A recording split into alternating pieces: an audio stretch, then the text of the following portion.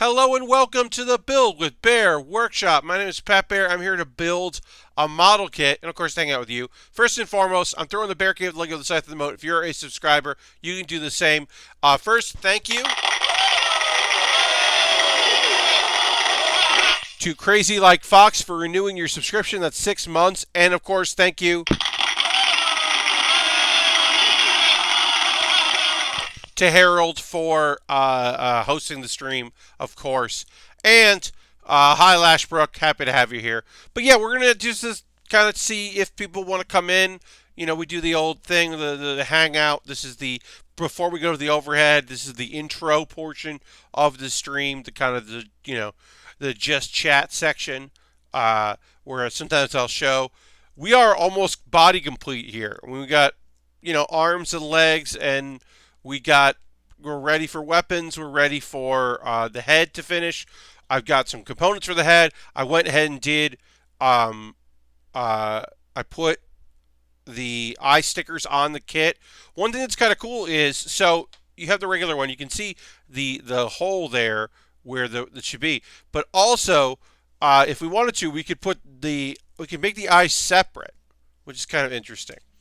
It's not something I did there. I just went with the one piece, but you could do it individually, and that's kind of neat. And then I'm getting do you want to go to see a movie question? The answer is not really. I am not this is a good pre-show conversation as we're waiting for more folks to join us. See if we can get a few more bodies in the chat before we start to build. I'll say this. I'm not really a midnight screening fan. While I am a night owl and I do good work at night, there's just something about, like, you know what it is? It's not watching a movie late at night. It's the Thursday night screening. It's the, first showing. I'm just an old man, and I don't want to deal with it. Like, look, the Harley Quinn and Birds of Prey. Good evening, Epical World. Welcome, welcome. We're in the pre-show hangout here before we get to building.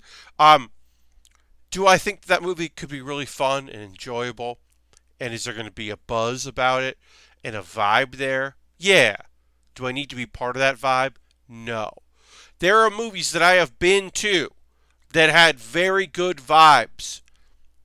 Opening weekend, opening nights, previews, and movies that I've been to that, like, coming to Pat saying he's old. Epic, I am traditionally an old man when it comes to Harold's here. What's up, Harold? When it comes to like how I want to watch a movie, the movie is the spectacle, right? Like, I enjoyed seeing Cats in the theater because that movie is unbelievably terror-bad. It is its own category of so bad it's good.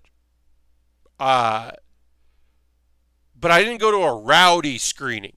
I didn't go to one where if you want, like here in New York, you can go to see it, and there's a host and a whole thing and trivia, and people are starting to come up with things to do. I go to afternoon movies because cheaper and less people. Yeah, and that's totally valid. A room, especially like seeing a comedy. Like seeing a comedy with like two other people outside at a screening almost feels like a waste. I'd much rather have a room full of people laughing and enjoying themselves for a comedy. But also, like, I don't need, I saw a very fun tweet where it's just like someone was yelling that like certain lines in one of the songs in Cats they don't rhyme. And like, yeah, but I don't need you to yell that. I'd rather just be like, oh dang, Dame Judi Dench is here. Oh shit. Oh, this is a movie now. This is a movie now. Like, I'd much rather have those kind of experiences. I will always talk about how one of the things I was most happy with was I went to go see Wonder Woman with a friend and their daughters, And that was a really fun experience because we got to like be there, and there were kids, young people, and it was nice to be amongst folks. And then one of my favorite experiences of any movie going experience I've ever had in my life was after the movie, we're in the lobby, and there's a big cutout of Wonder Woman, and the young people that were there, that were mostly female presenting, formed a orderly line on their own to pose for selfies or photos with the Wonder Woman cutout. There was nobody like, they just managed a very like orderly and polite line, and we're helping each other out, and it was like the positive like vibes were so high. That's one of my favorite things I've ever been to in a movie. That, and not the most recent Rocky, but the Rocky before it. No, I said Rocky. I didn't mean Rocky. Rambo. You can understand why I said that wrong. Not the most recent Rambo, but the one before it. The first one they'd done in a really long time. When we find out that Rambo, like, he never actually went home. He ended up in this other country, and he's still a mess. At the end of the movie, spoiler alert, he's walking past up at a farm, like on a country road, and he walks past a mailbox towards a house. And there have been people who were young teenagers behind me who were definitely enjoying it, the movie, and maybe not always for the right reasons, but were enjoying it. Certainly, their reasons. Someone said something, and then one of them goes, "Shut up! Rambo's going home." And like, it was just this kind of like cathartic moment where this person was genuinely happy for Rambo to have like their moment. And it was just like top 10 best things ever said in a movie theater. I had a great time with it. Because that movie is bad. That one, so that Rambo, and I can't remember what Rambo it is, but it's the first one that came out, and they made one more since, I believe. So everything about that movie is just like, except the cinematography is remarkably good. There's a point where he has like a big gun, like at the back of a Jeep or something, like a machine gun, and he's tearing through this boat, and the way the sunlight shines in through the bullet holes in the interior shots is really good. It's too good for that movie. There are a few times where you're just like, dang, all right. Somebody was just like, well, they said I could do whatever today, so this is what I'm going to do. Somebody was working on their reel, I guess. I think I need to go see 1917 in theaters. Special effects on the big screen are why you see it. Yeah, epic. Especially if you don't, if you don't have like if you don't have an 8K 60-inch, like monster television or something like that, and you're like watching a lossless video file that's 100 gigs off a hard drive or something. Yeah, sometimes like when I watch movies on one of my 23-inch monitors, it loses something. Hello, Ultron. Rambo 4's top 10 Blu-ray ownership reason. Okay. I don't doubt that. Also, hi, Ultron. Welcome. All right. Well, we've talked enough. Let's get to building and talking. But we'll go to the overhead. I just want to see the thing here. Oh yeah, I don't want to do that. I don't want to do that. I don't want to go to the movies and see the movie. All right. So when it comes out, it was a good way to show off the detail. Yeah, like I said, the cinematography in that movie is remarkably good. It was surprisingly good. I gotta adjust. I don't want to. There we go. That's what I want to do. Okay, so we've got our figure here, our Titans, the MK2. Almost body complete. We got a bunch of components to build our head. As I said, I did the eyes and just the one sticker. There actually aren't a lot of stickers you really need to apply here. We're coming up to, after the head, we do the backpack. Is it weird to be doing the head now? Yeah, but that's how this kit rolls. Ultron says Speed Racer is number one, though. Yeah, I mean, Speed Racer is a beautiful Blu-ray. You're not wrong. It's a great showcase. That is a great television showcase and Blu-ray showcase. Yeah, no disagreements here. That movie just looks great. All right. So with that there, kind of nice not having a sticker for the camera, quote unquote camera that you will see there. All right. So now we're gonna put the sides of our head on here, and then we'll put the crown on. Pretty straightforward. Nothing really to say about that. Epic Open World, while we are movies, I really wish I liked the Fast and Furious movies. People lose their minds over Han. Indeed, Han. Speed Racer was the first movie I watched on Blu-ray. Yes, indeed, Harold. Epic Open World. So here's the thing. My friend Sarah has never watched a Fast and Furious movie. She's watched moments of it, clips of it, and was talking about them. And I said it like this. I have a friend of mine, actually mutual friends between the two of us, who says, I don't watch wrestling anymore. I watch Fast and Furious movies. And that's a good vibe check on it. But really, here's the deal. When it comes to those movies, there are three categories of movies. The first two are of their time. The first movie is an okay movie for what it is. The second movie is a not so okay movie of what it is. They are very different movies than all the other movies. The first two movies are their own category. The third movie, I should say, Tokyo Drift. Tokyo Drift is its own movie. Tokyo Drift is almost no connection. It is an attempt to franchise the show. It is, you don't have any of the stars. Really, it is up until they decided to make it connected. It was not connected to anything else. It was a cash-in. It was the equivalent of a made-for-TV product where they were like, "Well, we are going to this series is dead, and we're going to use the name Fast and the Furious to sell a few more copies of this." It's basically an Initial D movie. It's a street racing movie with some drifting and it's a cool ass movie and I'm into it. Now they decide we're going to bring back Fast and Furious,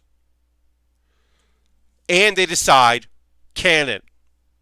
3 is canon, but it's in the future.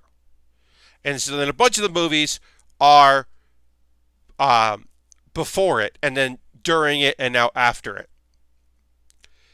And all the movies past 4, wow, the difference between 4 and 8 is dramatic. It is inclusive.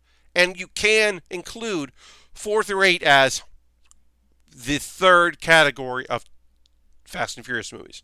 So there's 1 and 2, which are they're just like LA trash movies. LA street toughs, undercover work, investigations, criminal activity, and cars. 3 is cool Japanese shit and cool cars and people being cool and doing cool shit. And then 4 through 8 are James Bond movies or Triple X. 4 through 8 have more in common with Triple X than they do with 1 and 2. And that's not just because Vin Diesel is in them, but they have become their own thing. They are Bond movies, and like I said, one of them is of its time, and I still think kind of holds up under some lens. There is a world where 1 is still a good movie. I don't think 2 was a good movie when I saw it, I don't think 2 holds up at all. Um, and I will say I did not see Hobbs and Shaw. Maybe I would like Hobbs and Shaw. Maybe I would not enjoy Hobbs and Shaw. Um, Now that I know, because of the trailer, Han is not dead, I can feel better about Hobbs and Shaw, a.k.a. The Rock and the guy that murdered Han. Now I can feel better about that, because apparently that guy didn't murder Han. But does he know that, or does he think he murdered Han? In which case, it's not over. I was dragged to see the first one with The Rock, and I could not suspend my disbelief and just rolled my eyes. Have not seen any since. I mean, that makes sense. That happens. I understand that. I knew someone who walked out the one in theater. Look, as I said, I think one holds up for its time. I don't think it's a great movie, but I think it's a good one of those movies. Also, taken from us, and I think that he got. I don't think Paul Walker was a great actor in that movie. I think that he put in some good performances in other movies. That is not a movie that he was a good actor in. And I think Vin Diesel is, in many ways, really low key in a way that is odd. I mean, in many ways, Vin Diesel is a very reactionary actor. He is emoting to direct stimuli in best case scenario, and does not react to other stimulation. He reacts to what's happening in the moment to him in the moment. If he's in the shot and 2 other characters are talking, he generally does not react to them. But I think he's good in the first movie. The stuff with Shaw and 8, some real BS. Yes, it is. Hobbs and Han's murderer supposed to be into that. Just because, why? Because it's a cool actor who did it, and I'm supposed to be okay with that because he's a cool actor? Meh. I don't know about that. I also found that, Hobbs, I was just like, I mean, that's the thing, right? You have to, if you cannot suspend your disbelief, then these movies will not work. Which is why I classify them as modern Bond films.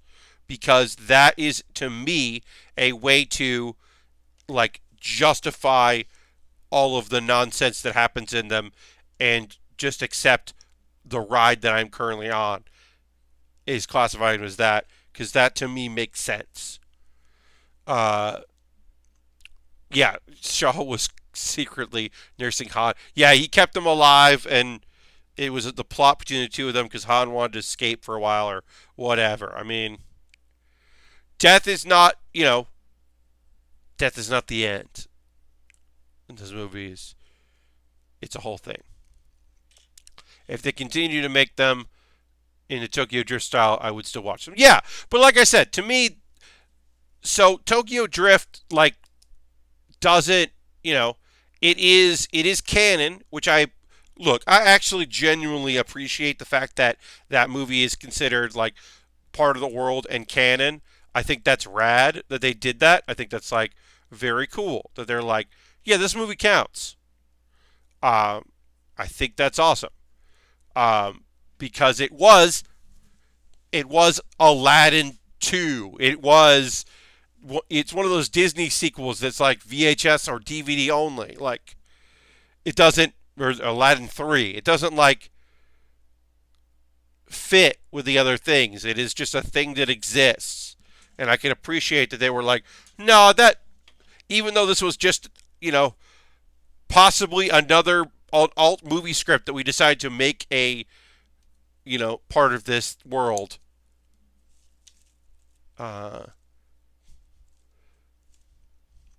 Lashbrook, while I don't think that the FF series is part of the Goku and the Dragon Ball verse, and I don't think Goku's going to show up. If you told me that Han was resurrected in this movie, or previous to this movie, in this universe, via magic balls that they collected, I would not bat an eye at that. If you're telling me in this world magic is real, and that also Vin Diesel that like is a wizard, sure. I mean, we already know Vin Diesel loves magic bullshit. We already know that. But yeah, if Dom is also a wizard, yeah, sure. Sure. One of them's a necromancer, apparently. Great. Ludacris is a necromancer. Done. Uh, I really enjoyed Ben's reaction on. I haven't seen that on UPF. Uh, I'm gonna have to check that out. I didn't see UPF this week, so I'll have to check that out. But yeah, his I can imagine his reaction being very good because I mean, one of the things I enjoyed very much was I just wrote Han in all capital letters, and then I got people who were like, right? What the fuck? And then I got people going, I haven't watched it yet. Are you for real? And the genuine thing was, the thing that I love the most is in the conversations I had, and this doesn't have to be universal. I don't know if this is universal. This is just my experience, is the people that I have chatted with online, and people that I've talked to in person, because I talked to at the theater I work at last night. People were like, not like, I can't believe they brought back Han. They were like, I can't believe they're bringing back Han. And it was like a joyful thing. And it wasn't like, oh, this series has jumped the shark. It's more like, well, you know, who knows? He hates that Han is alive. Yeah. Look, so it's interesting that there's that. Okay, so then he's going to be the first person I know who actively is like unhappy about that. But to that I say, there are no rules other than family. Family is very important because even though the plot of this movie is this jealousy between John Cena's character, in the end, you know that there's no way, there's no fucking, like, I would stake my reputation on the idea that the closing credit sequence in that movie, either the last shot or during the credits, is a bunch of those characters drinking Coronas, and one of them, the reveal is, one of them is John Cena. This, to suppose it to be any other way feels naive to me. That it doesn't work out that way. That by the end of this movie, only one movie, John Cena is part of the crew. Yes, and there's a CG Paul Walker. Look, I don't think it's this movie. If you bring Han back from the dead, I don't think you do a CG composite of former information based on that to have a scene where characters from that thing talk to Paul Walker's ghost. I don't think you do that in this movie. There is totally precedent for Han coming back. Yes, Ultron. A character that was shot in the head wasn't dead. It's only that he hasn't come back yet, and it seemed like he wouldn't come back. We were led to believe that he wasn't going to come back. So that's all it is. That's really all it is. Clip this here. All right, we got to put some wire in here. We're building our backpack. We are going to, I believe I'll have just enough cloth material left to do this. Gotta cut this here. Using this. Can I cut it? Yeah, I think that like using former footage or whatever they want to do, a ghost thing like totally would make sense. It's like, well, the one character that can't come back is for a good reason, but also, here we go. I don't know if they're going to do that, but I do think that this movie ends with, uh, with with them drinking beers, uh, and everything, like the brothers making up. Because family's so important, y'all. If the last movie is them in space. Yep, space makes sense. Um, if you told me that the plot of this movie was that they found that they discovered the lost city of Atlantis, and mermaids are real in this world, I would not bat an eye. There is so little you could do to make me think that this, like, that you could, like, suppose to me about this film series that I would go, nah, that doesn't. You're full of shit. That doesn't happen. But yeah, space. If they all become astronauts because they gotta rob the a moon bank, high speed moon bank chase or whatever. They got, whatever. Yeah, sure. I'm in.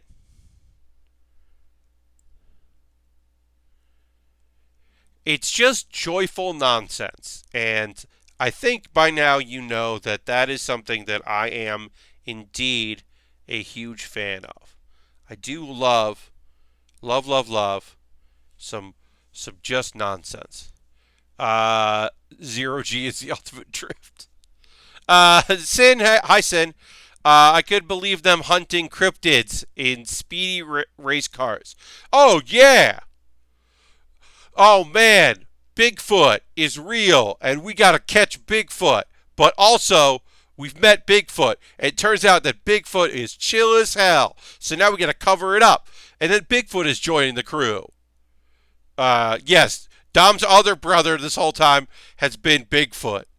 Uh, yeah, if you're telling me they wouldn't do a scene where The Rock and Bigfoot are hanging out, drinking, you're crazy. No, I'm sorry. I don't like using that. I don't like using the terminology. I'm trying to be better about that. Um, you are vastly mistaken if you don't think that I want to see that movie. Where, sorry, gang, I'm having a little issue here. Trying to get this, trying to figure out how this goes. All right, so this is going to look like this.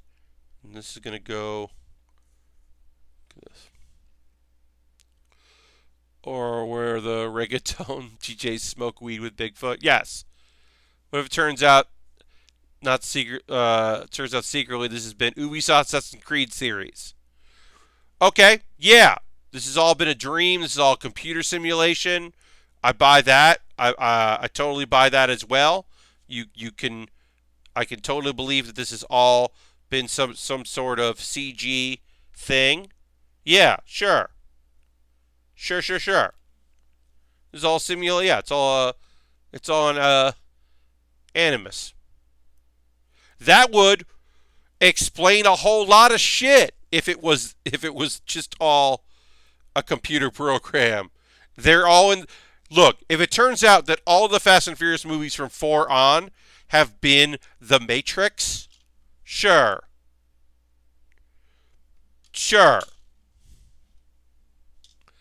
Uh, they're going to race through the canyons with Chupacabra rattling around in a cage in the back of a souped-up El Camino, being chased by the Federales. Yeah. We teamed up with the FBI to save the last of the smelly gasters. And we got some souped-up Ford trucks to race through the Virginia mountains. We're hitting the Appalachian Trail, helping out our friends, the cryptids. And Dom talks about them being family. You're like, I mean, I guess, man. You're telling me there's not going to be a Fast and Furious movie where uh, where Ludacris reveals that he's been an alien this whole time. Turns out I'm an alien. And people were like, what? Yeah, I was born on Mars. I don't know. Pretty cool, right? And they were just like, yes. Yes, that is pretty cool. That is very cool. And of course, we wholeheartedly accept you. Because why would we not accept you? Your family, even if you are from Mars. Then Mothman kills Han again. No! Mothman just... God damn it, Mothman. Can't kill Han again. Oh, God, they're going to kill Han again, aren't they? They brought Han back to kill Han. Damn it. God damn it. Ultron, you put that in my head. Roman has to do a bank heist with a Jersey Devil. Yes. Oh, God. Well, see, Han wasn't dead just so they can kill him in this movie, is what I am supposing, which is both totally what they could do, and so it's not time. He didn't come back in time to stop his own death. He never died the first time, but then he's going to die.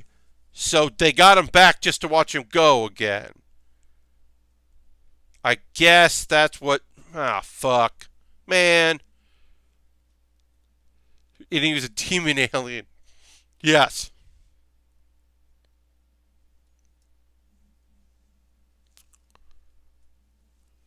I like that Hunter seems like Han. Yeah, he was just chilling. He was just like, hey, I heard you guys were doing some nonsense. Well, he was laying low until they found his supposed killer. And now that, like, they have, like, a working relationship with him, they're like, he's like, I guess I don't have to hide anymore.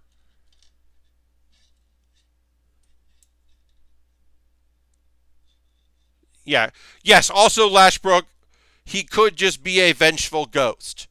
He also could be a vengeful ghost, which also would not be out of place. That he is just a crow-like figure that has come back for his revenge on the man that killed him. Sure. People are like, Han, what happened? And he's just like, I got better. But he didn't get better. It's not really there. Sure. My joke to a friend, oh, hey, it's this 9-movie series actually brings Han back to life in the 9th movie.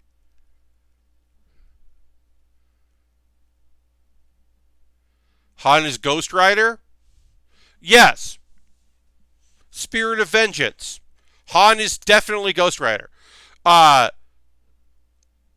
did get that. Yes, it's the 9th movie, and they bring Han back. No, I did get that.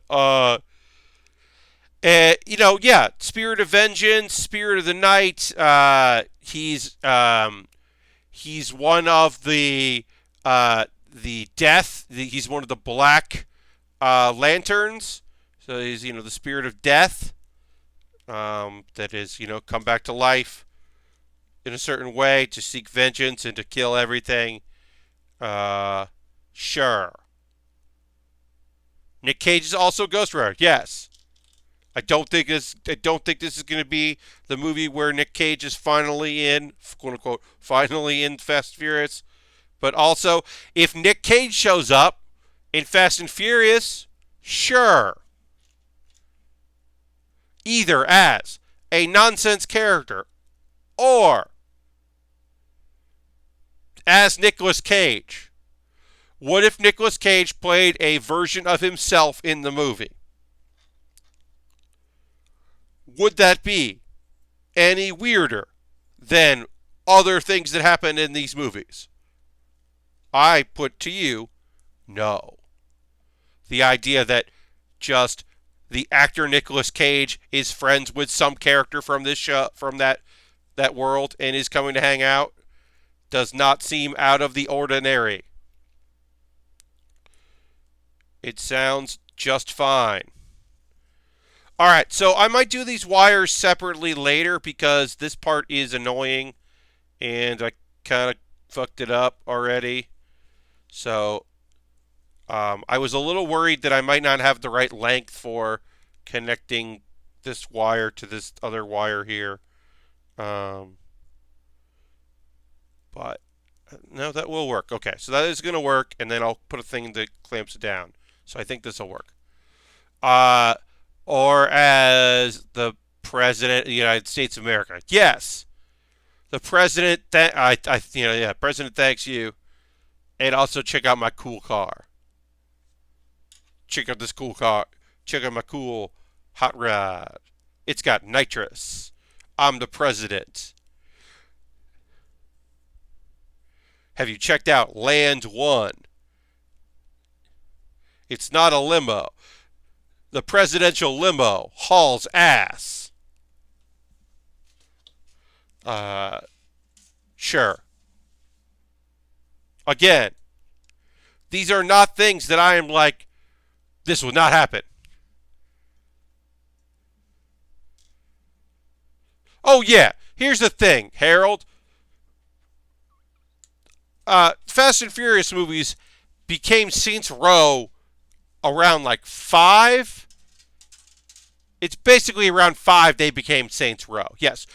4 is kind of this thing where it's like, wait, why is this back? And why is it like this? And what's happening right now? But yeah, once we get to 5, we're basically now a parody of they're basically a parody of themselves and have become their own unique thing. Or unto themselves. And yeah, it is totally reasonable to read them as being, yeah. If 1 and 2 are GTA, then 4 through are Saints Row. Yeah. 3 is semi-wild but normal. 4 is dull except for drug. Yeah, I mean, like, 4, like I said, 4 is important in the new modern universe of it. It's not the best of it's nowhere near the best of it. I don't think it's necessarily, I don't find it particularly boring, but I do find it like an odd movie because it is a transitional film. Tokyo Drift has some wild moments in it, but it basically is just like my original point. It is just a different film. It is just doing different things.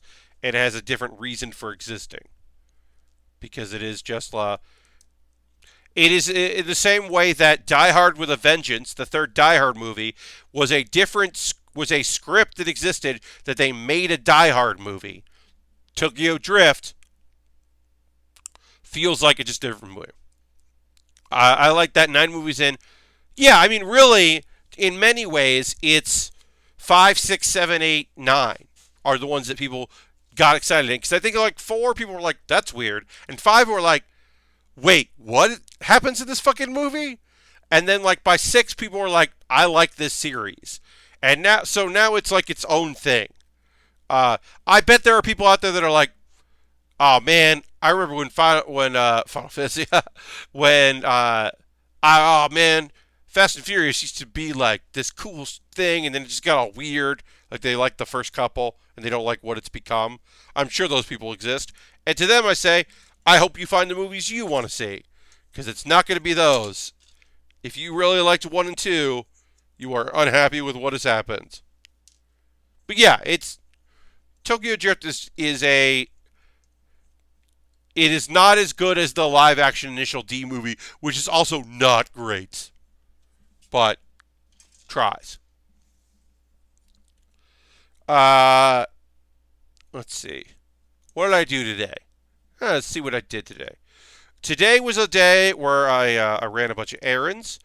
I have started to do my taxes because on the 30th, finally, one of my W-2s, I got access to one of my W-2s, so I started the process of trying to do that.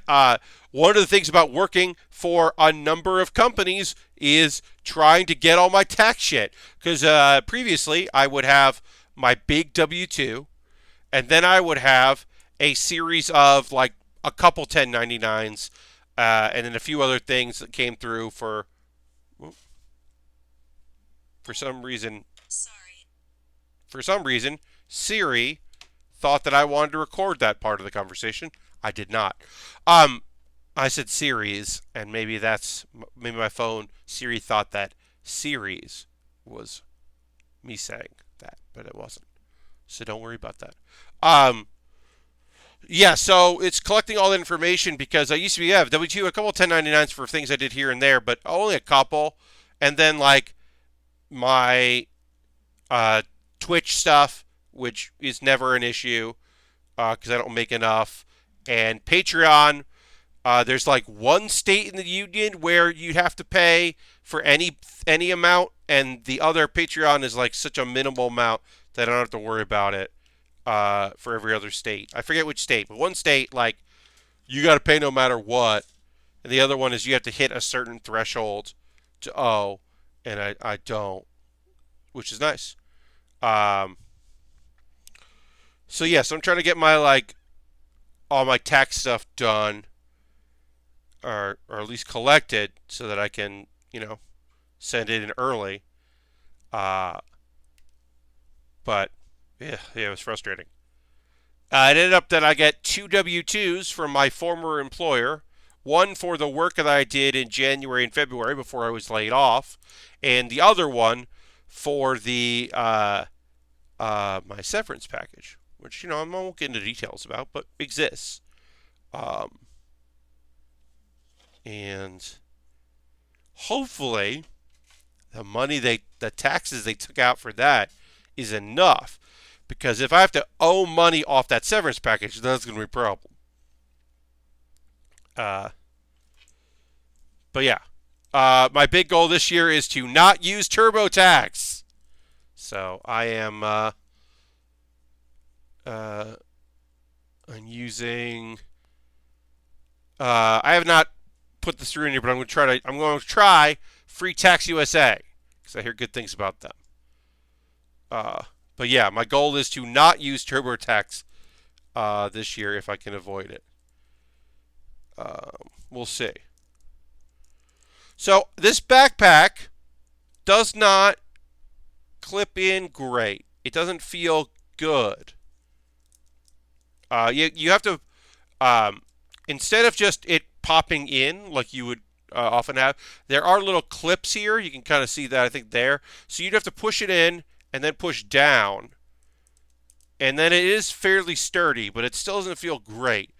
And I think part of that is because part of this backpack is going to be the hilts for, not hilts, but the handles for the beam sabers live there, which is not my favorite placement. I prefer like behind the shield or on the waist. I don't love this is where we put the beam sabers. But I do think the backpack looks pretty neat, and I do like that they include the tubing. There was an ep of the podcast, Reply All, about TurboTax. What a terrible company. Yeah. Yeah, I definitely like, I do feel taken advantage of in by that company over the years. Some of it was very convenient, having my previous year stuff when I didn't do a lot of different work. That was good. I also need to see, like, I don't think I bought any major electronics last year to write off, but also, like, my tax stuff changed because of the fact that I am, or just the entertainment stuff, what I can write off, like, some of that changed, but, the fact that one of my main source of incomes is Twitch, because I did a lot of contract work and a lot of other stuff, but that's my consistent income, means that, like,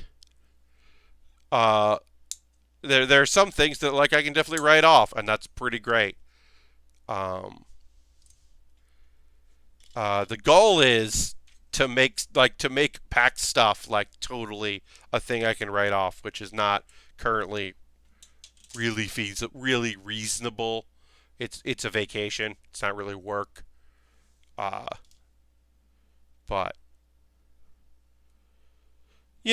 I'm figuring that stuff out. Uh, Mostly it's just like, okay, well, we'll figure out what I got to do and get it done. But part of my day tomorrow is continuing to work on my tech stuff and get my things in order and get things ready to go, and then send them all out.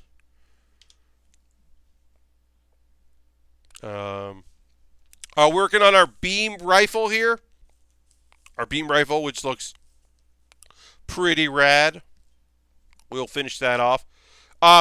So we are body complete here. We now have to work on our weapons. We do have one more piece that goes on the body that's not a shield or a weapon. And I forget the name of that thing, but it goes on. Oh, the Vulcan pod. So we're going to build the Vulcan pod, and I'm going to put it on and show it to you. I think the Vulcan pod looks bad. Maybe it looks better in a larger scale kit, but on the 144, when I've seen photos of it, I've basically felt, oh, this does not look cool. So I don't think I will definitely keep it on there, but at least we'll build it. Certainly build it. I suppose since they have gotten so much blowback, they have made it easier to find the free site that does not charge you to do your taxes. Well, I would hope so.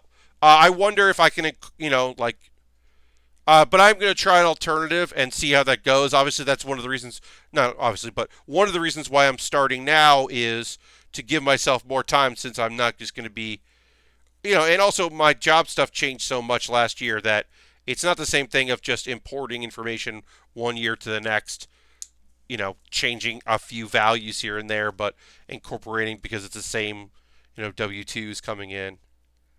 I also had to, it was a weird moment for me.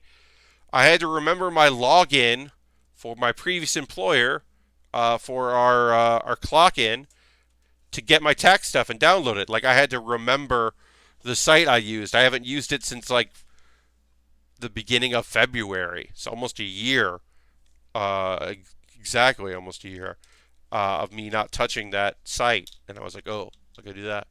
Because, yeah, hey, it's the first. If your rent is due, you gotta pay rent. I hope you did.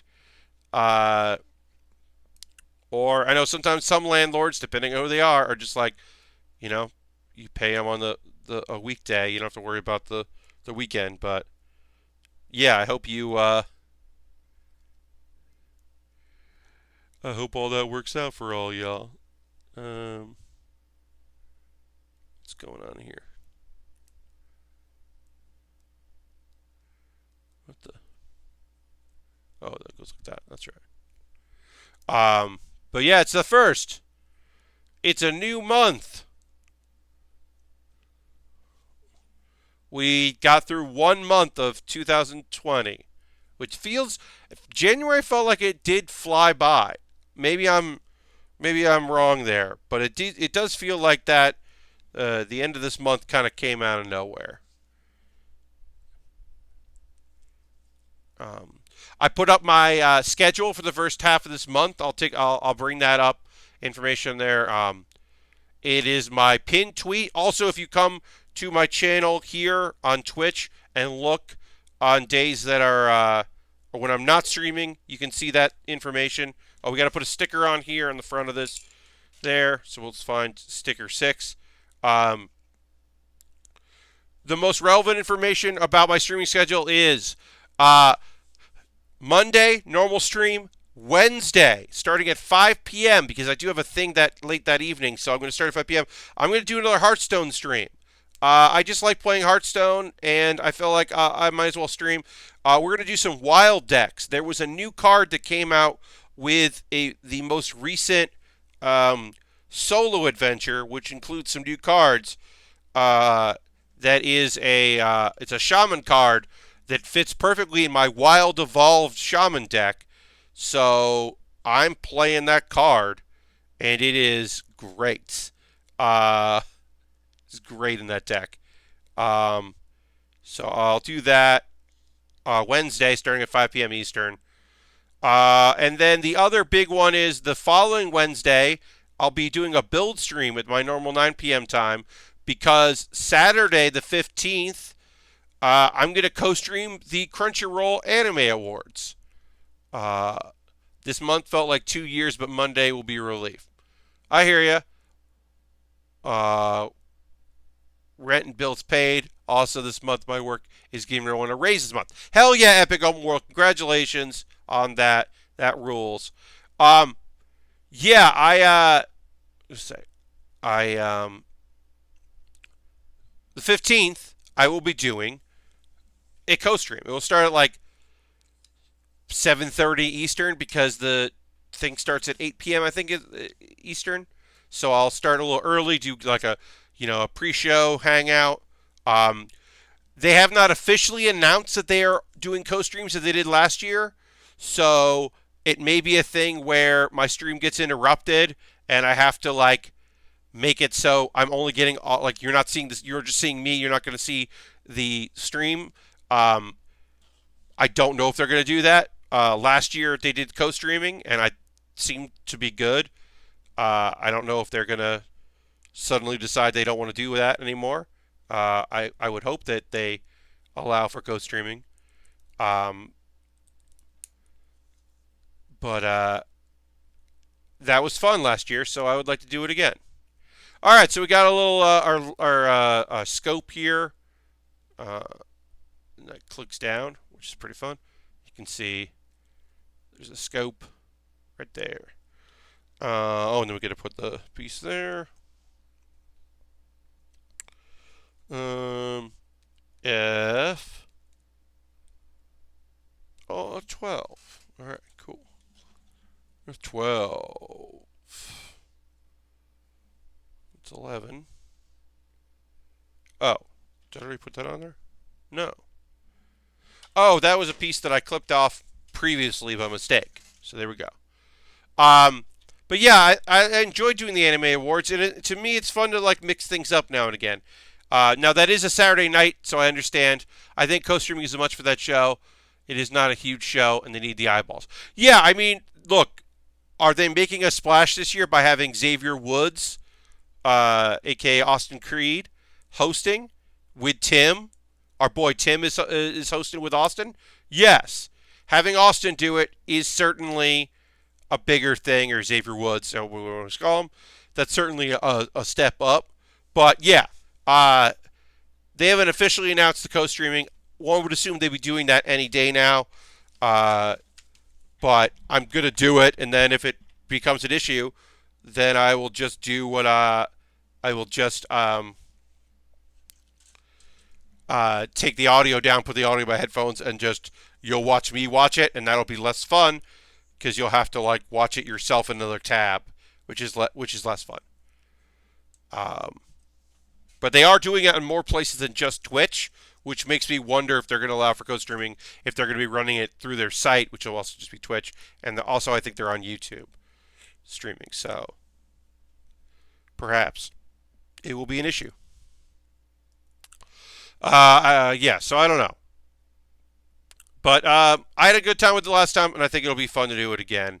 All right, so here's our beam rifle. Our beam rifle is done. We can push that aside. Let's build the, just fun to say, hyper bazooka. We got to build ourselves a bazooka. Heck yeah. Let's do it.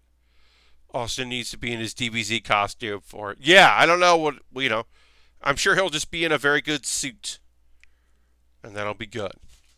It's nice for him. I mean, obviously, like, I wish him well and a speedy recovery from his Achilles injury. But him being able to book things in advance, knowing that, like, well, if I book this, I definitely am not ready to return to in-ring action by the time that this thing will happen, so I'm able to book these things, is pretty great. It's good for him. Because it's hard to book things when your full-time job, like, we ran into that. He was booked to do a League of Heels show years ago, and then they won, the New Day won the tag titles, and they got booked on a European tour. and he had to pull out. And he ended up shooting a video for us, which is very nice of him. But yeah, it sucked as people who are trying to produce an event that featured him. It was very lame to suddenly not have access to him because he had to go to Europe. So it's good for him that he gets to do these things that he's been wanting to do and that he's a great fit for. It's great for Crunchyroll and the Anime Awards to have him. It's great for him to be exposed to people that like have a general knowledge of like who he is but really don't know how good he is at what he does. Yeah, it's a good fit. I have begun these very tentative. Oh, Jam just redeemed 600 points for the soundboard. You can use your channel points for the soundboard. There's some other things. You know, ask a question or whatever. Yeehaw! We'll do one more.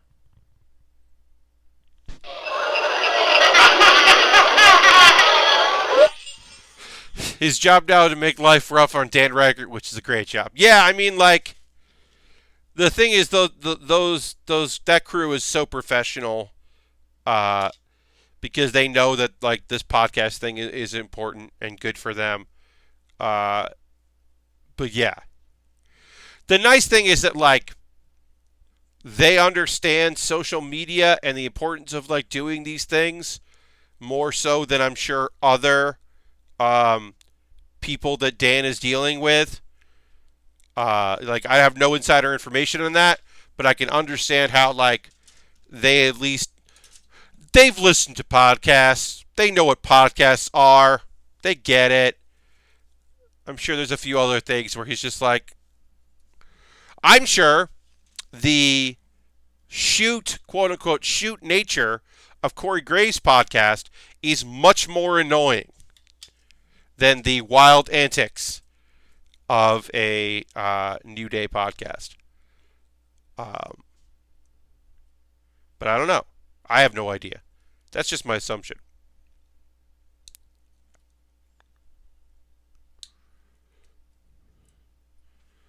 All right, and we got to put another sticker on here, and then we're gonna.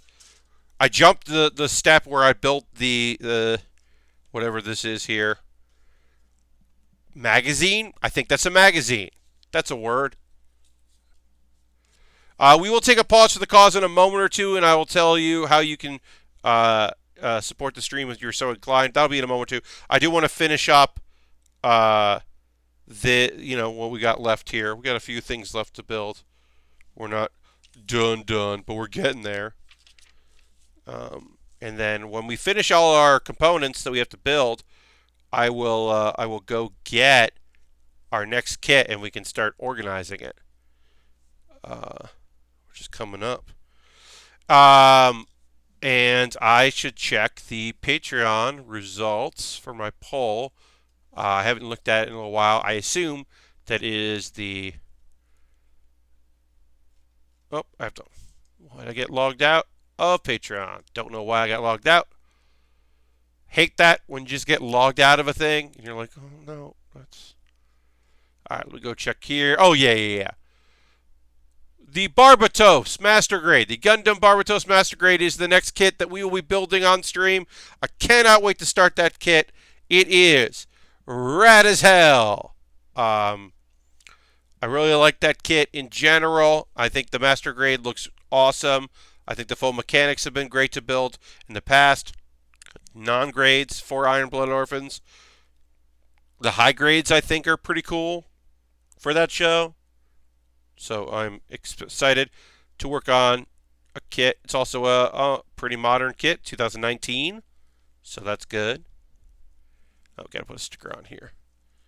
So we're putting a sticker on this here.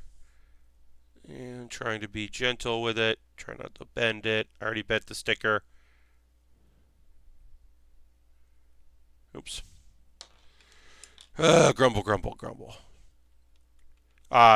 This X-Acto knife point is not as sharp as it could be. and that does have some issues with that. And of course, my big stubby fingers don't help either.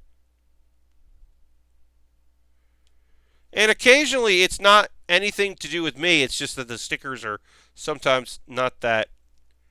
There's not much tack to them, which does happen. Not all the time, but it does.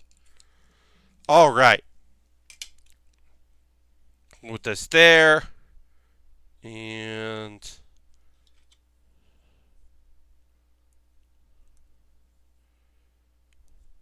all right, and then let's build.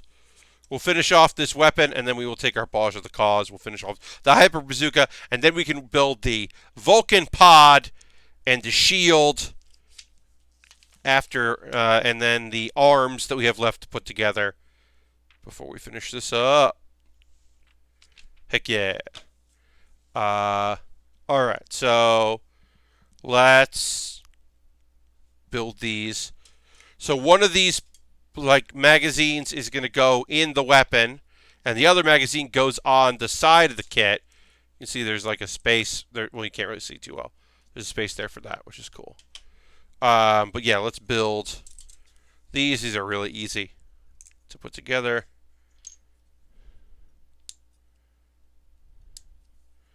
And we'll build 2 of those.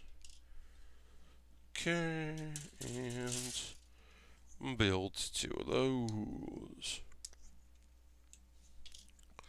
All right, and we can just snap those together.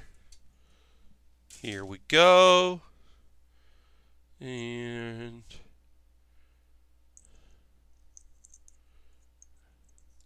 nice and easy. And one goes like that. Yeah. So one just goes on our hyper bazooka, which is part of the fun of talking about model kit stuff. Sunrise apparently put out a bunch of stuff that is Japan only right now on their YouTube, but is a lot of the Gaigar and that era of robot stuff, including the robot fighting series that that meme is from. The meme of, is this a pigeon? And it's the guy looking at a butterfly, because I think that's an android who doesn't understand things, or whatever. Hello, Starspark. Welcome, welcome, welcome. So apparently that some of those stuff is going to be in getting ready for the 2021 anniversary of that series. Those shows are coming to YouTube. They're going to put a bunch of stuff up there. I guess Gaigar is the only series that ever got any kind of U.S. distribution, but it doesn't look like they're going to make those things available for the U.S. So you gotta, have a VPN or something, trick them. You gotta trick them if you want to watch them on YouTube. But I'm sure there's other ways that are easier to get those shows that I guess would be, also subtitled. All right, so let's take a pause for the cause, and then we will build the Vulcan pod, and we will build the shield. First and foremost, if you're currently a subscriber, thank you so much for doing that. Please throw the Baer the Lego site if you're a tier 2. Let the people know that you are a subscriber so they can see one of the benefits. If you're not a subscriber, you could become one. You use Cash Money, or you use your Twitch Prime coin. If you use Twitch Prime, make sure that you Jam's here. What's up, Jam? Make sure that you hit that. You gotta manually renew that. Always hit your notification. If you gift a sub, which is another way to support the channel, is gifting a sub to somebody in here who is not currently a subscriber.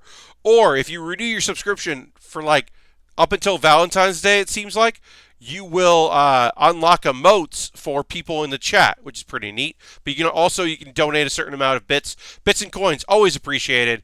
Hello, Unwitting, welcome, happy to have you here.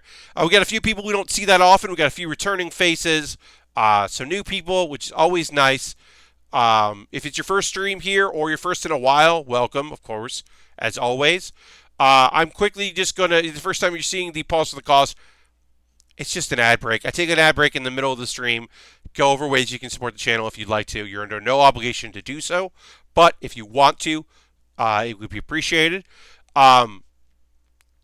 It's the 1st of February, which is the best day to join my Patreon because you pay for the month, so you might as well pay on the first day. Patreon is a great way to support what I do here if you don't want to join, if you don't want to be here on Twitch. If you use your Twitch coin for someone else or you just rather not do it, you can join my Patreon. If you're watching this on YouTube after the fact, all these links that I'm putting in the chat right now are in the show description. And if you're watching the VOD, you can just see them right in the chat. So that's convenient. Donations are another way to support the channel. Be it any amount, there's various ways to donate. And anything I make through Patreon, Twitch, someday I'll make enough YouTube ad revenue to get another check from them. And through donations during the streams goes to me buying kits and equipment, and mostly equipment. My equipment costs are very low. It's really about me buying model kits. Now, this kit was bought by the wonderful Jen Bain. Thank you, Jen. Jen rules. Jen picked this kit up off my wish list, which I will link to you right now and tell you about things I just added to it since our last stream. If you buy something on the wish list, it gets sent to me. You can include a note, especially if it comes through Prime shipping. A note gets included. And then I'll build it on stream. Did I put in 2 of the Pokeplus? Yes, I did. I put in Pikachu and I put in Mewtwo. Pikachu right now has Prime shipping. Mewtwo's a little expensive, I'll admit that. These kits are not going to be, they're probably not worth the price in minutes. They're probably going to be a quick assembly, but also, I would like to put together a Pikachu model kit. That sounds real fun. I got Lego sets. I got all kinds of things in there. I buy from my own list. If you want to buy something in there, I'll build it on stream, and you'll jump the queue. Next thing I'm going to work on is something that I bought the end of last year, but if something from my wish list comes in, it'll jump the line, and I'll just build it next. So you can take a look at that if that's something you like to do. You're under, of course, no obligation to do that.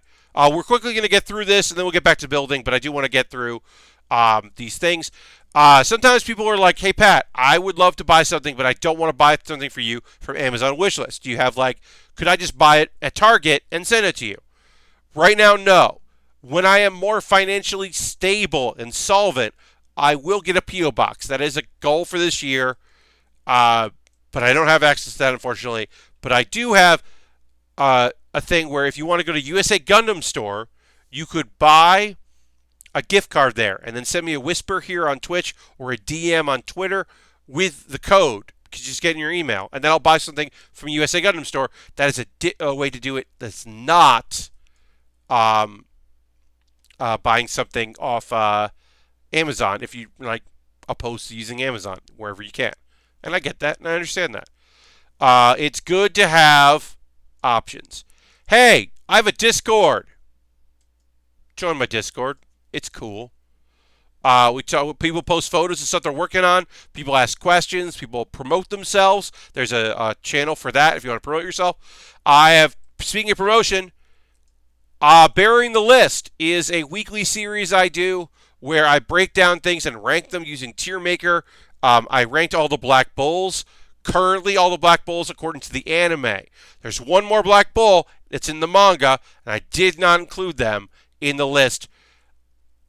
Someday I'll update it when there are more Black Bulls, but right now I'll just tell you, I don't know where to rank them. They seem very powerful, but not really a character yet, because most of the series they have been not a human. So I don't know how to rank that character, so I didn't put them in. And then Pat Baer's Anime Club is my twice a month, every other Monday, I do basically a video thing about some anime topic. Pat Baer's Anime Club episode 9, which I put out this past Monday, is kind of like a video essay where I just kind of break down for myself pros and cons and my thought process around a anime that, as of right now, is in Japan on television and on Netflix in Japan, but has not been announced and there's no streaming in the US for it. And there's been no announcement of it coming. And what does that mean for a show that I'm interested in watching? I got some good feedback on that one, and I appreciate the people that have been thoughtful about that.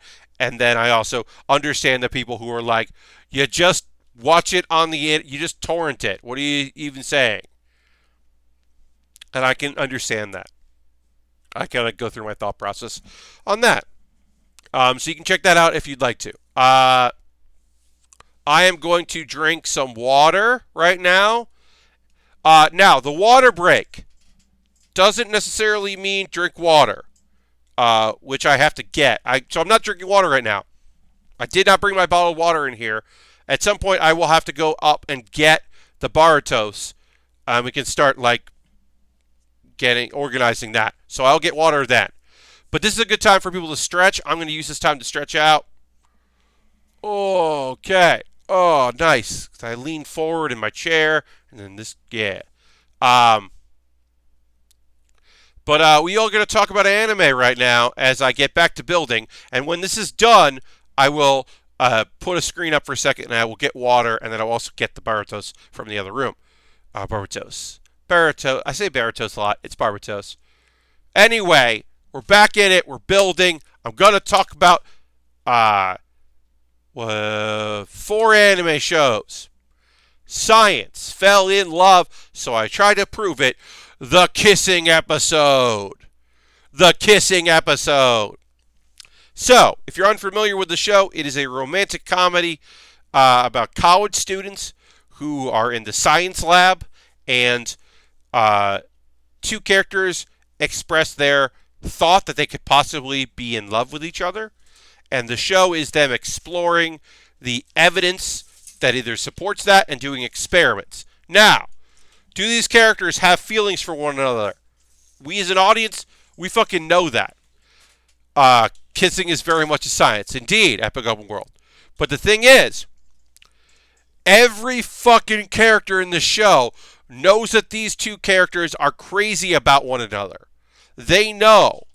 They get it. They understand it. There's the voice of reason in the show has just flat out said it a lot. Everyone is just like, come the fuck on. But the thing is, if that doesn't work for you, if the central conceit of, well, obviously these 2 characters care about each other, then don't watch it. The nice thing is that they're not tsundere about it. They're clueless about it.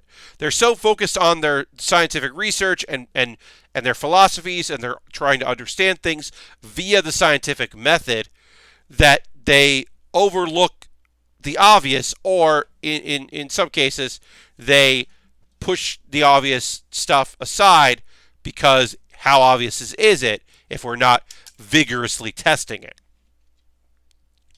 So in this one, it was trying to figure out what the perfect kiss is, because just the 2 of them kissing wasn't going to be right. They had to set the mood, and there's some formulas, and the other characters that are involved got some fun in it.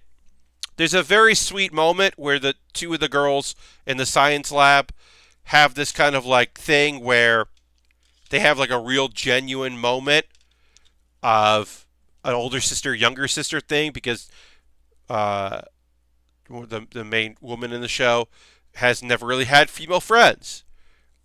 So they have a real touching moment. And a show that is a silly romantic comedy, it was a very nice moment, and I was really happy to see it in the show. And there's some more with a guy who professes to only love 2D characters. And a older woman who has that weird, slow, quiet talking thing, but she's also looks very young, which I don't understand. And why is that? Why is the anime age is always a weird thing? But they had their moments, which was kind of fun. Yeah, I mean, overall, it's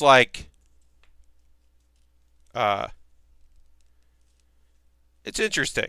I think it's like a fun show. I like it a lot. Uh, I like a nonsense romantic comedy. I like their. Uh, I like how into science they are, and the fact is, it's not an odd couple situation. This is a perfect couple situation. But because they're so alike and they vibe so well, that the things that keep them from being like complete people to one another, like the things keep them from like being society, like fitting in a society and like being reasonable people, also keeps them from being like a good couple like right away. Like they should just go on a date and be together, but that doesn't prove anything. So they gotta like fucking do science about it. I like it. Anime and JRPGs are about the same. Yeah, kids are not that smart or wise. Indeed. It's just a nonsense thing. We'll talk about another show where a character is young looking for no reason and how annoying that is. Because it doesn't fit in the show. But that's a show that I'll talk about soon. So, welcome to Demon School. It fucking, god damn it, it finally happened, y'all. If you've been listening the last couple weeks, I basically spent January very annoyed with a show that I like. I like this show. It is a comedy, first and foremost. It is a very nice young man who's just trying to do right by the world that has had a really rough time. His parents sell him to a demon who is jealous that his contemporaries have grandkids, so he adopts Iruma as his grandkid. And it's very funny and nonsense. He's at school, demon school. He's trying to fit in. He's trying to hide that he's a human. But he's also like changing them. He's made friends, and people understand that it's not like associates. It's like, oh, this is what friendship is. This is like camaraderie. And he's like changing perceptions of different things, and like he's making things better, and it's awesome. And then we've known for episodes that a character that he seemed to vibe well very nicely was going to try to kill a bunch of students of the school and damage the school and hurt people. And we've known this. But it took forever for it to happen, or in this case, for a resolution to happen, which is, using the magic that he stored up from his grandfather, Iruma saved the goddamn day and made it okay for people. We also found out, so the bad guy, the guy that we know is bad that's helping out someone, we saw flashes of he's always been weak. His family is in possession of a great deal of magic, but he doesn't have access to that magic. He's bad with magic. So he was picked on. He was abandoned by his family. He was lost. And there was someone who was nice to him. And I think this is actually kind of interesting in this moment. We are led to believe through flashbacks and through our own interpretation of it, something bad must have happened to her, and that's why he wants to destroy the way that demons are and break down the society, because in this society, the more magic you have, the more power you have, because the more powerful you are, and there's not like a world that exists where like just being, there and doing good work or whatever, doing whatever, like that doesn't mean the same thing as just raw talent and raw power. Survival of the fittest. But no, we found out that actually the only thing that makes him feel anything is seeing misery in others that reflects the misery that he felt. So the person that was nice to him when she was felt really defeated, he liked that. So that's what he's been striving for, is to put that in other people. But that doesn't work. Which is interesting. It's way more interesting than I would have thought. Like I said, I did the second half of this series, I have generally been annoyed with because it felt like it was taking a really long time, or maybe we just knew too much and we were just waiting for the other shoe to drop. Well, since the other shoe dropped, like, that's way more interesting. And then like Irma is like, okay, I understand what you're gonna try to do. I'm not gonna let you do that. I'm not gonna despair. Don't worry about it. You and I aren't alike because my ambition. I finally have an ambition. That's the thing. So this dude, our young champion, our hero of the story, has always worked very hard for other people. He can't really refuse requests. He's never really had anything that he's strived for. But he's changed while he's been in this school. He's found things to believe in. He's found people that he wants to help and support. He's found his own ambition and what he wants to do. And he's not going to let people stop him. And it fucking rules. It rules so hard. It was a great episode of a show. You might have seen clips of Clara from this show. She is just a nonsense character that I love very much. She's just like a weird force of nature that I really enjoy. One of the best parts of the show.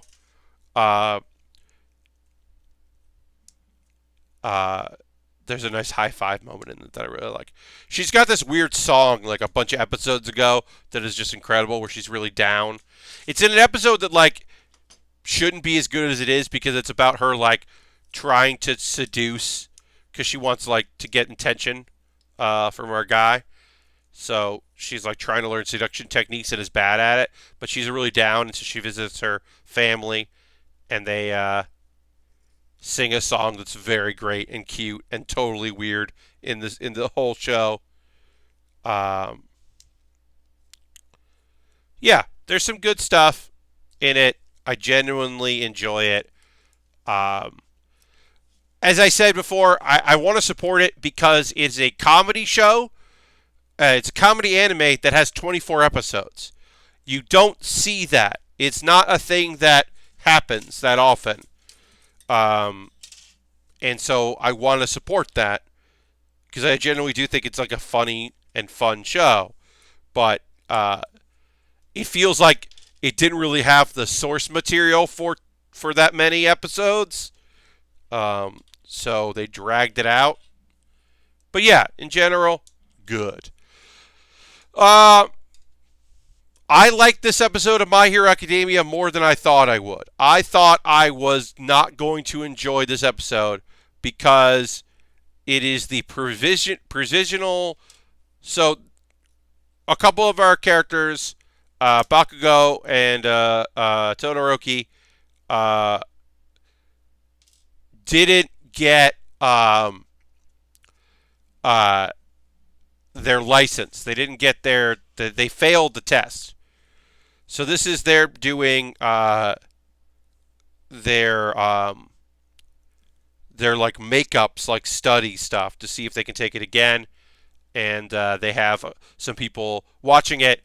And there's like, originally I was like, oh, this is going to be a lighthearted thing. We'll kind of see like them goofing around, and oh, here's the ideas. It's how can you deal with all these kids? But it became very clear that it's in a world where the current heroes are kind of struggling a bit because everyone. So the idea of having a symbol of peace, which was All Might, was all well and good. All Might was important. The symbol of peace was very important. But it did make people apparently pretty complacent because once the symbol of peace is gone, then people are worried about other heroes and if they're going to be able to pull things off. And so it's a bunch of young kids who have these powers, and it's always an issue, thinking maybe they don't need the next generation. They're stronger and better. So it'll be interesting to see what happens in this weird fight. And we got the wind guy with the uniform that sucks. That feels very fascist. But the wind guy I enjoy. He's a big dummy, so I do like him. Uh, yeah, be interesting to see what comes of this kind of side story thing. Um, and then Beam Belly Boy is going to be weird, I guess, in the next episode. And I don't know what that's about. I was like, oh, are they going to give him something to do? I guess. He kind of had his cool moment last season, so I guess we could give him another cool moment or a weird moment. I don't know. But that'll be interesting to see. One thing I want to talk about this episode is fucking no. Do not try to humanize Endeavor. Fuck Endeavor. Fuck that dude. That dude can go to hell. Alright? I am on record as saying this attempt in this episode to be like, oh, he's always climbing the mountain and realizing what the gulf was between number 2 and number 1. And now that he's number 1, like, people are like, oh, well, you know, like always living in the shadow of All Might. Nah, that guy sucks. Like, Wind Boy hates apparently Wind Boy hates Endeavor because when he was a kid, Endeavor like knocked his autograph book out of his hand and like knocked him over because he was in the way. But also, the fact that Endeavor isn't a villain, he's only not a villain because he wants to be the number 1 hero. Like, that guy sucks ass. He married a woman so that his kids could have better powers than he does, so that one of his kids would end up eventually outshining All Might.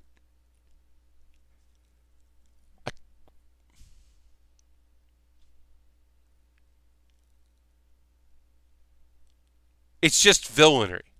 Okay. I'm saying, but his vibe. Fire mustaches are not the mark of a hero. That guy sucks.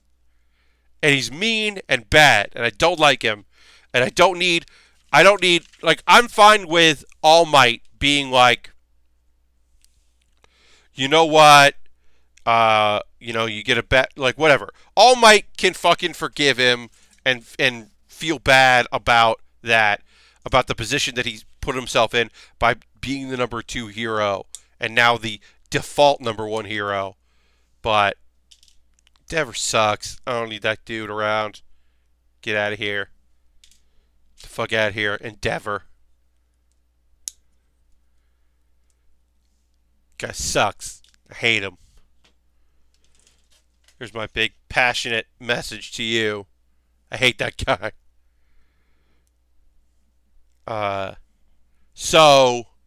Okay. So that happens, and now, let's see, what else we got? Oh, yeah, so we can put the, we're going to put,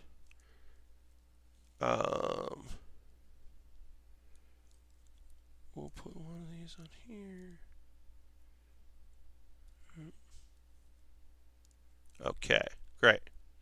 So, the beam saber, one of the beam sabers just snaps in there, and the other one will do the other side.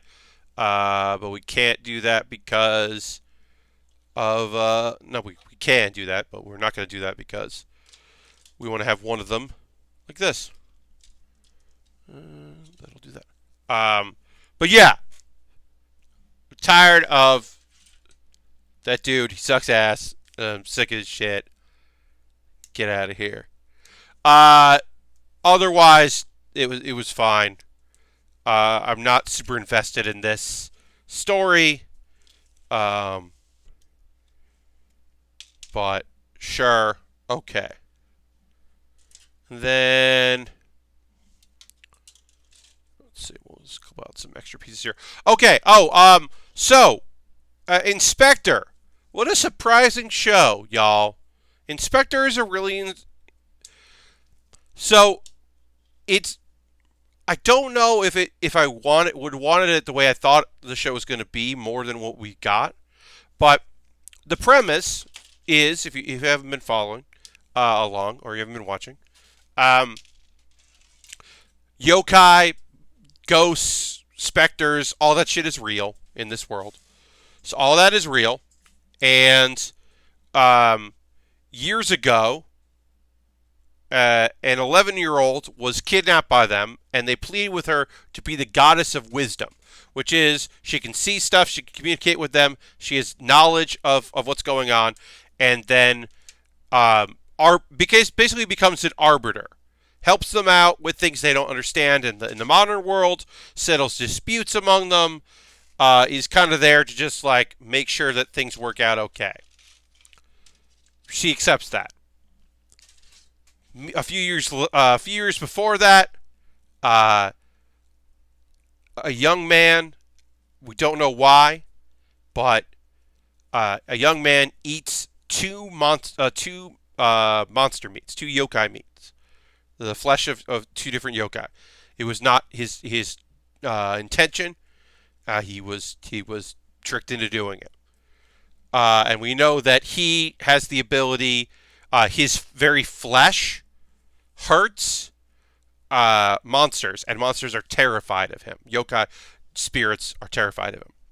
And then also, because of the combination of foods he ate, he is basically immortal, or his body repairs damage.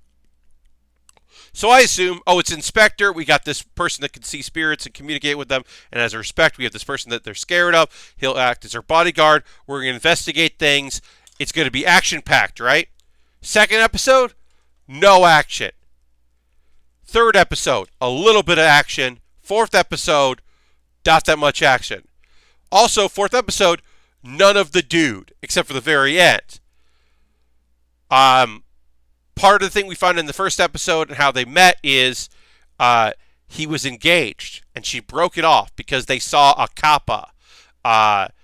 And the kappa was scared shitless of this dude, and she was like, why are you the kind of person that monsters are scared of? And so she broke off their engagement because she was like, I don't know what's going on, but that seems fucked up.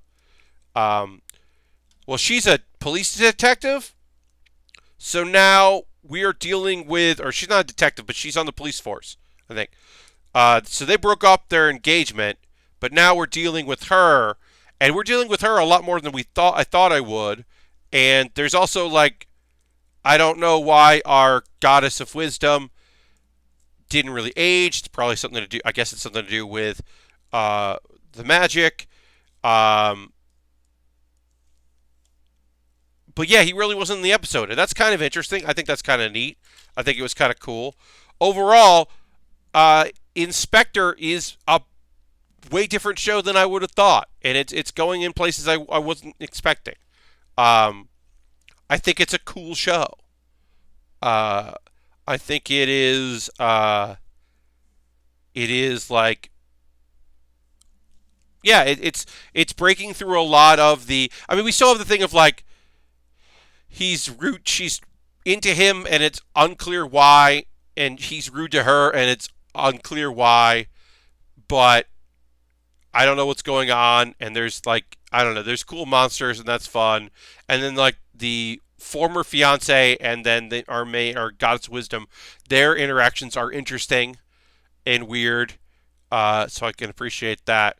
Also, this episode, very nonchalantly, our goddess of wisdom just walks into the hand of, and then on top of, a giant skeleton who just walks down through the town, and they act like it's not a big deal, and it's awesome. It's fucking rules. Because it is not treated like a big deal at all. It's just like, well, I need a ride. I guess I'll get on this skeleton that will take for a walk. It's cool. All right, so we have finished our we'll take a photo for a second. So we finished the RS here, or not RS, our real grade, the Titans, the MK2. I did mention that it has this like thing that can slip on the sides. I'm not going to put that on because I don't think it's cool looking. I prefer the regular Gundam head. I'm going to take a photo of this. It's going to go on, my Discord, and it'll go on Twitter. So let me take a photo of the kit. Done. Great. And then let me make sure that looks good, because I'm going to put this away. And make sure. Yeah, it looks fine. Okay. So, what's going to happen now? We got 20 minutes left in the stream or so, give or take. What's going to happen now is I'm going to put up the pre-show sign. I'm going to get up. I'm going to grab water, because I didn't do that, and I made a mistake. And then I'm going to grab the case for the Baratos, the box for the Baratos, which is our next build. And we're going to open it, and we're going to talk about this kit. It's this kit here. This photo is fine for our purposes. But we'll get into the kit and start talking about that in a second. So, stick around. I'll be back in a moment or two. Okay? Okay. Be back in a second.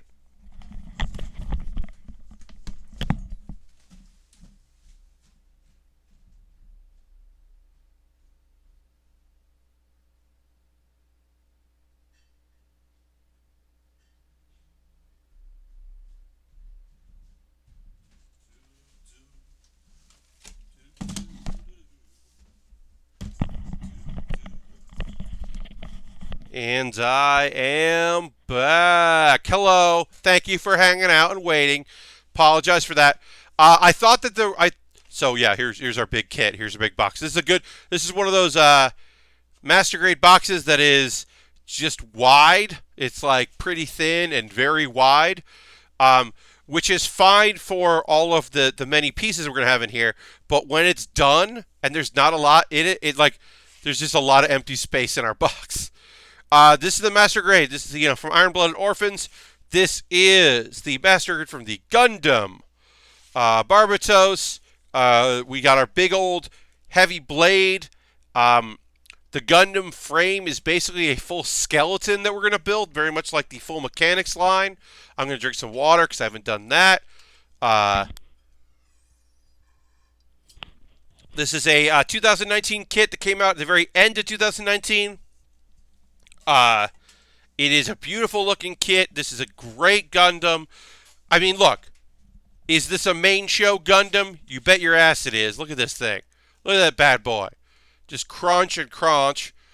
I love the crown so much. It's got just like such sharp edges to it, and it's big, and it's like, I can't wait for all the many, many pieces in here. Just a touch of red, a touch of blue. Mostly it's a white kit in black. The claw fingers I love so much in this kit. I think it looks so... I mean, that's a lot of the Gundams from Iron Blood Orphans. There is a demon-esque quality, which is why so many of the Gundams are named after demons. Is that it has just such a quality... It has, like, not quality to it. That's an important element of the series, reoccurring. So we'll put this here, there. So yeah, so the rest of the stream we'll talk about this kit. We'll open it up. Let me know. Have you worked on a kit? If what's your favorite from Iron Blood Orphans? Let me know if you want to talk about some anime. If there's anything you're watching right now. I gave Plunderer a second episode. Nah. Plunderer is just not... I'm not interested in the show. I think I've now hit everything that... Okay, I haven't watched the dog one. I haven't watched the funny dog one, the reincarnated as a dog show. I have not checked that out. But I also don't know anyone who's watching it, so I think I'm feeling okay about skipping out on it. But yeah... If there's something you want to chat about while I open bags and talk about how cool this kit is. I'm not watching anything, but it's been a slow work week, and now I'm halfway through reading Bleach. Oh, cool. All right. All right, Lashbrook. Well, I've said my favorite shows. Y'all know my favorite stuff right now is Keep Your Hands Off Isaacin is the best show of the season. Boofery is fun, and I enjoy Boofery. That's been very enjoyable. Science fell in love, so I tried to prove it is enjoyable. I like it. Um, My Hero Academia, this last half of the second half of the season was so good. Um, and this new one I'm interested in. It's a little slow, but I like it. Yeah, I think those are the standouts. It's a bit. Look, this season is not stellar. It will be forgotten. I think Isaacin will be remembered because it's great. I think this one is a lot of misses, and there were like two shows that I mean, there's a bunch of stuff that I was just like, I'm not interested in this, but there were a couple that I was like, even though it's so light what is available, I don't want to watch this. Whatever this is, I don't want to watch it, which I was kind of surprised about. That usually doesn't happen this early. Dirty just subscribed for 6 months. Coming to the tail end. Welcome, Dirty. I'm going to hit this applause here. I've gotten mostly done with the gold goof ignited. Just need to put stickers on it. Hell yeah, Ultron. Rad. Thank you very much for renewing your subscription, Dirty. I appreciate that very, very much, and letting us know. We just finished up the Titans, the MK2 real grade, and we're unboxing. We're doing an unboxing and organizing of the Barbatos. Now, could I have done this earlier and just started building? Yes. Did I think that the real grade was going to take longer to finish today, and did I time it poorly? Also, yes. It was an hour and a half of the stream instead of the 2 hours. But that's just the way the cookie crumbles. And we'll properly be able to, promote it on Monday. When I start promoting the stream on Monday, I'll be like, oh, we're starting a new kit. This is the big master grade. Look at all these cool pieces. We can kind of like take a look. Because we don't really do that, right? On stream, I generally just start building. I don't ever really talk about we don't do unboxings here. We do the mailbag segment where I show you what I've gotten. I'm going to zoom out a little bit so we can look at some more of what was going on here. Like that. We certainly do that, but I don't ever really take the time to open bags and go through them. We do sorting of Lego, but don't really do that. We haven't done Lego yet this year. I've got one kit that I'm bringing with me in case it works out, or the plan is to, I'll use it if I have to build something, if I need to build it. But the plan is to take it with me to Boston, but I don't think I'm going to have time to do that. I'm probably just going to do a Just Chatting or a Hearthstone stream at one of those pods. It's kind of like my thought. Because I'm in a bunch of panels. I have started thinking about what's going to be in Pat Baer's Anime Club panel. I've started to think about what's going to end up in that. We got some transfers here that should work out just fine because they are 2019 transfers. But yeah, I've started to think about. We have little stickers in this bag coming up. I've started to think about what's gonna go in Pat Baer's Anime Club. The yelling about the shows we love. What kind of shows I want to talk about. Some of them are obvious, and some I want to surprise people a little bit. Why do humans like unboxing videos? Well, Epic of World, some of it is the packaging. It's the reveal of it. It is that obviously blind boxes and just regular unboxing are different. Blind boxes is a subcategory. There's the thrill of discovery and finding out. That makes that a little different than a traditional unboxing. But sometimes people just have. It piques their envy, right? I'm never going to own this thing, but now I'm living vicariously through you owning it. That's all it really is. People who get limited editions and all that, I don't know. It's for some people that's the vicarious nature of it. I don't know. I haven't really explored it. I don't watch unboxing videos that often. I occasionally am interested in, if it's a model kit or something, I'd like to see the trees. I'd like to see the colors. Occasionally you get those surprises. Like we had that kit a while back where on the box it looked like the blade was like that kind of clear red, like it was going to be heat blade, and it wasn't that color. The box was just had the wrong color, and like that was very disappointing. It was a very like disappointing surprise. IJ. So right now this is what I normally do when I unbox a kit, when I take everything out, when I take everything out of packages. Because I have, you might not know this because I don't show these that often because it's next to the table. I have these shelving units. They look very dirty, but that's just because they're black. I got this like, and they clip together like that, clip together like this, and it's just a way to separate the sheets, and it goes on a little side table, and then they collapse on one another, so they can go like that, and then they're very easy to store. So I just have those, and so I end up using just painter's tape and a Sharpie and writing whatever's there, and then I have 6 of them, so I distribute these among the 6. Now, obviously, a real grade or a high grade is going to be very easy to distribute them, where like every line can get its own letter or whatever. Or in the case of like, oh, there's A1, A2, B1, B2, C. Well, I can put A1 in this one or whatever. So right now, what I'm going to do is I'm just going to organize by letter, and then I will kind of figure out where everything goes is a way to organize. And then, of course, I'm not going to worry about putting the letters in the proper place today during the stream, but I'll do that after the stream.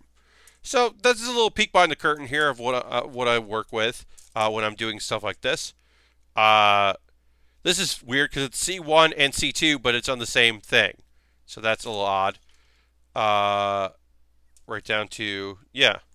So even though there's 2 of these, it's just labeled weird.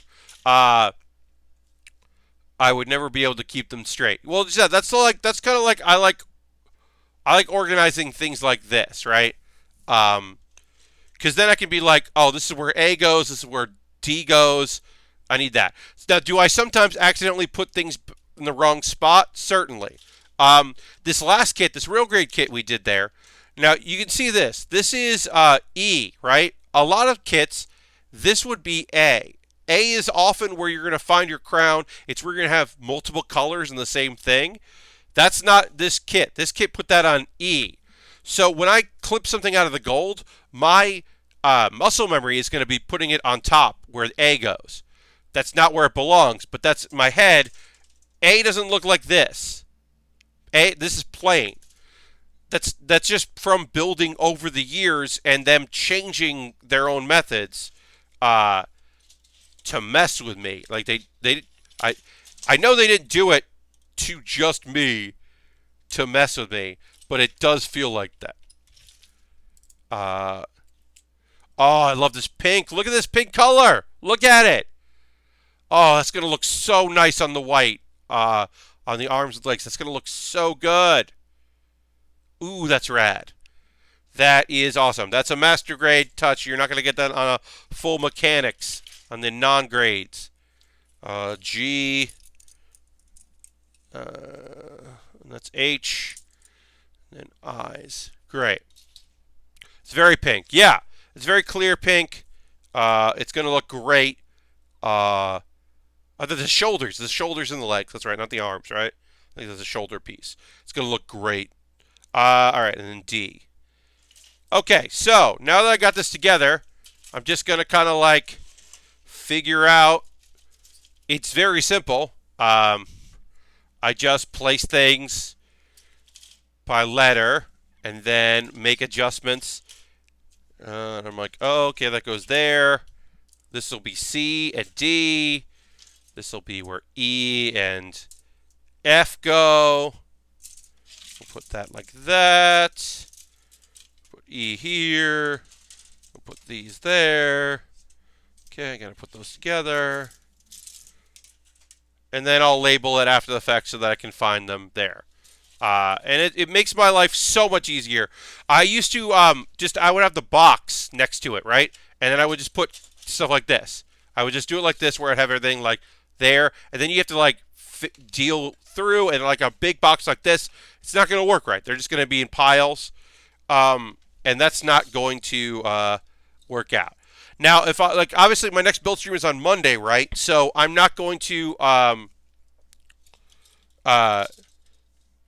I'm not gonna need all of this like out. I'm not going to leave all this out. So it's all going to go back in the box, which is why labeling where things go on the on my trays here is very important, because then I can, before the build stream, I can just get everything together. Yeah, and that's my process for getting set up for streaming. Now I know, all right, this is A, this is B, C and D is here, E is and F are here, G and whatever are there, and like, okay, nice and easy. Easy to find, easy to set up. Like, cool. I can reuse some of my stickers, yeah, because then I have labels and I can reuse them. Or if I don't want to reuse it, why would I need to? Because I have plenty of painter's tape. But yeah, then I just just throw a C on my painter's tape, and there we go. A little peek behind the curtain there. A little bit of a how the sausage is made here. Speaking of which, I am in the mood for pizza, and I'm gonna get pizza. Let's do the old pizza, which is, maybe I'll get pizza later? And I think the answer is yes, I will be getting pizza later. And by later, I mean as soon as shortly after finishing the stream, as I start to upload this information, I will go and get pizza. Yes, pizza, right? But yeah, that'll be a late night pizza. It is related to this upcoming Baering the List. The one that will be out on Wednesday is pizza related. This is really, I'm going to point this out here. This is a new thing. This is very new. You should be able to see this there. It says check. It says there. Check. It is telling, they literally added to instructions, okay, you did this. Now check it. Make sure you did it right. Make sure you did what we told you to do. Double check your work. They've added to model kit instructions, hey, did you do it right? Did you do it right? And as someone who is trying to build and check chat and converse and make a point and occasionally talk about things that are that I want to make sure that I'm saying the way that I intend to.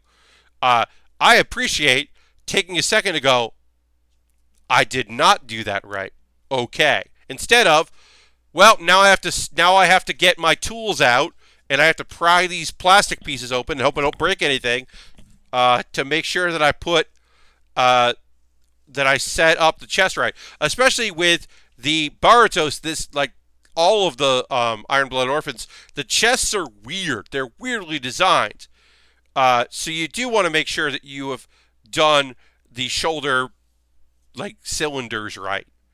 Because I've had alignment problems with them before. So yeah, that's pretty cool.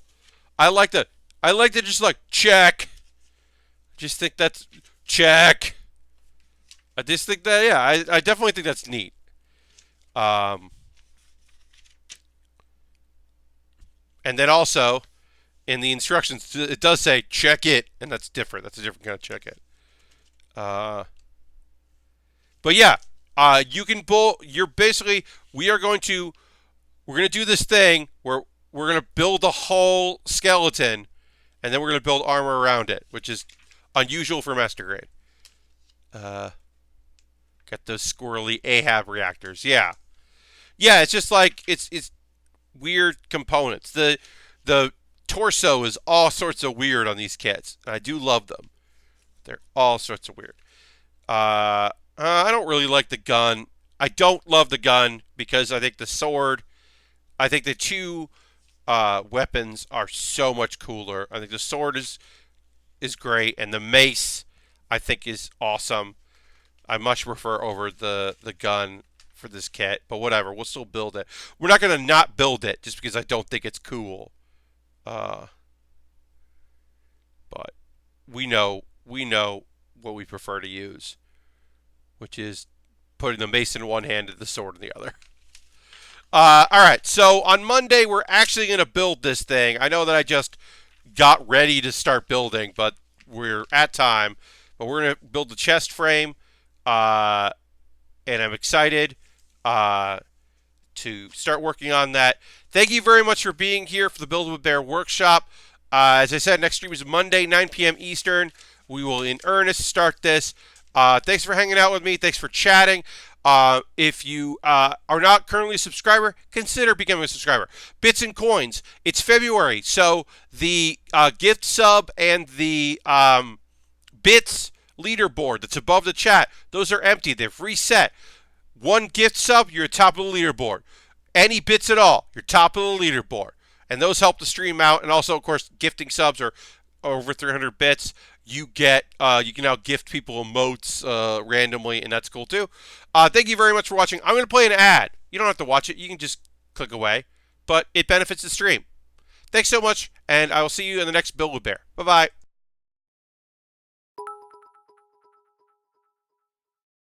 And thank you, Harold.